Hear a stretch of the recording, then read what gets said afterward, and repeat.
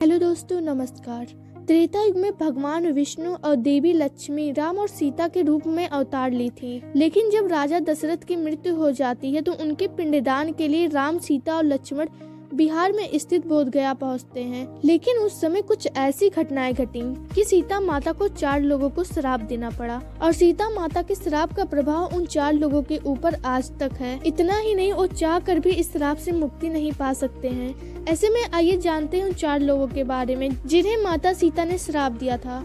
इससे पहले हम जानेंगे कि सीता माता ने आखिर में श्राप दिया क्यों था। इससे पहले अगर चैनल पर नए हैं तो please like, share and subscribe कर दें। जब राम, लक्ष्मण और सीता बोधगया पहुंच गए तो राम और लक्ष्मण राजा दशरथ के पिंडदान हेतु सामग्री लेने के लिए गए। लेकिन दोनों भाइयों को आने में विलम्ब होने लगा और पिंडदान का समय भी निकला जा रहा था। ऐसे में स्वयं राजा दशरथ प्रकट हुए और उन्होंने कहा कि उन्हें भूख लगी है और भोजन की मांग की। लेकिन सीता ने कहा कि उन्हें अपने दोनों पुत्रों के आने में प्रतीक्षा करनी पड़ेगी ताकि वो उन्हें काली तिल और चावल भोजन स्वरूप दें। परंतु राजा दशरथ ने प्रतीक्षा करने से मना कर दी और सीता माता से फल्गु नदी के किनारे पिंड बनाकर पिंडदान करने को कहा। ऐसे में सीता माता ने इस परिस्थिति में राम और लक्ष्मण के आने से पहले ही विधि विधान पूर्वक राजा दशरथ का पिंडदान कर दिया।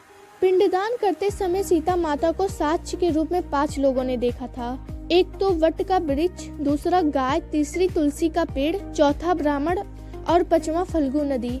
इसके बाद जब राम लक्ष्मण वापस आए और पिंडदान के बारे में पूछे तो सीता माता ने समय की मांग बताते हुए कहा कि उन्हें पिंडदान विधि विधान पूर्वक कर दिया है और साक्ष्य के रूप में इन 5 लोगों से पूछने को कहा। लेकिन सिर्फ वट के वृक्ष के अलावा सभी ने झूठ बोला और कहा कि सीता माता ने पिंडदान नहीं किया है। ऐसे में खुद राजा दशरथ की आत्मा ने पिंडदान की सच्चाई बताई और कहा कि सीता ने पूरे विधि विधान पूर्वक उनका पिंडदान कर दिया है और फिर सीता माता की सत्यता साबित हो सकी। ऐसे में सीता माता ने उन 4 लोगों को दंड के स्वरूप श्राप दिया। सीता माता ने फल्गु नदी को श्राप देते हुए कहा कि गया में सिर्फ नदी पृथ्वी के नीचे से बहेगी और ऊपर से सदियों सूखी रहेगी।